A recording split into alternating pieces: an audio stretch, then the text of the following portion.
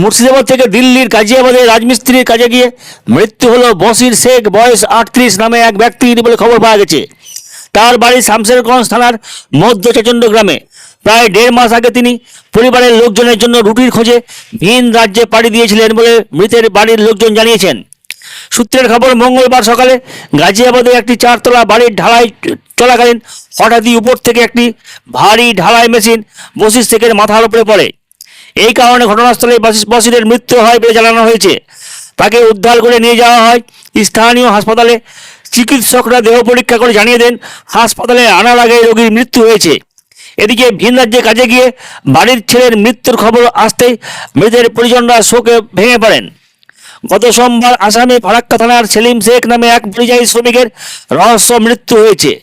ঠিক তার পরদিনই মঙ্গলবার দিল্লিতে আরও এক পরিযায়ী শ্রমিকের মৃত্যুর খতিয়ানে নাম যুক্ত হওয়াকে কেন্দ্র করে পরিযায়ী শ্রমিক পরিবারগুলোতে তীব্র আতঙ্ক ছড়িয়ে পড়েছে।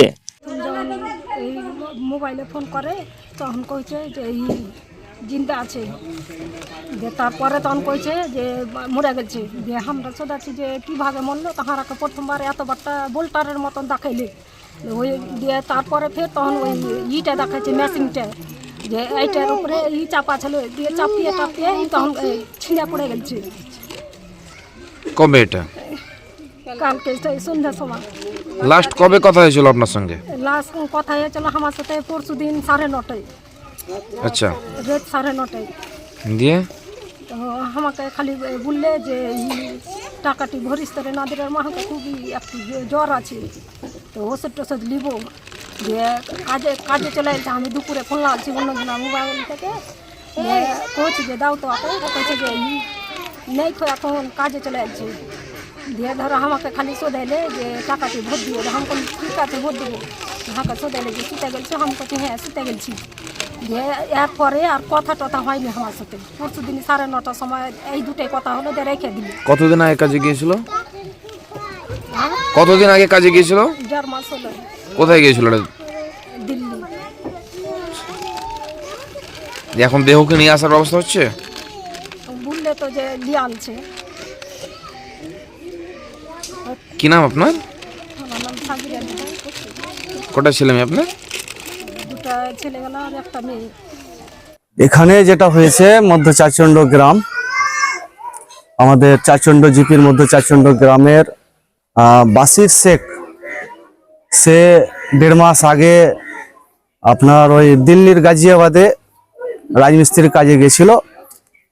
কালকে প্রায় 4:30 থেকে 5টার মধ্যে কি লিফট না একটা কি ডকেট ওই 4 তলা থেকে পড়ে গিয়ে তার মাথায় পড়েছিল। সে ওখানে স্পট ডেট হয়ে গেছে। তো আমরা খবর পেয়ে এই বাড়িতে এসেছি এবং আমি যেখানটা জানতে পারলাম যে আজকে পোস্টমর্টম হবে, আমরা যাতে তার দেহটা আমরা বাড়ি ফিরিয়ে নিয়ে আসতে পারি, আমরা সার্বিকভাবে সমস্ত রকম সেই ব্যবস্থাটা করছি। পরিবারের অবস্থা কি, এবং মানে এই যে বারবার পরিযায়ী শ্রমিকরা বাইরে মৃত্যু হচ্ছে, কি বলবেন বিষয়টা নিয়ে? বিষয়টা কিছু বলার নেই। ব্যাপারটা হলো যে পরিযায়ী শ্রমিক এখন হয়তো ওইখানে কিছু পয়সা বেশি পাচ্ছে বলে মানুষ যাচ্ছে। কাজ আমাদের পশ্চিমবঙ্গ তো রয়েছে, কিন্তু কিছু পয়সা হয়তো বেশি পাচ্ছে বলে যাচ্ছে। আর ওইখানে গিয়ে মানে মরণটা অস্বাভাবিকভাবে মরছে মানুষ। তাই বলবো যে আমাদের যে পশ্চিমবঙ্গের মানুষ একটু সতর্ক বার্তা দিতে চাই যে আপনারা এই এলাকাতে কাজ খুঁজে আপনারা করুন। দেহকে নিয়ে আসার ব্যবস্থা হচ্ছে? হ্যাঁ, দেহ আমরা কথা বলেছি, যিনার আন্ডারে গেছিল তার সাথে আমাদের কথা হয়েছে এবং আমি আমাদের বিধায়ক এমএলএ সাহেবকেও জানিয়েছি, তিনিও তাদের সাথে কথা বলেছেন এবং দেহ ফ্রি আনতে আমরা কিন্তু তৎপর।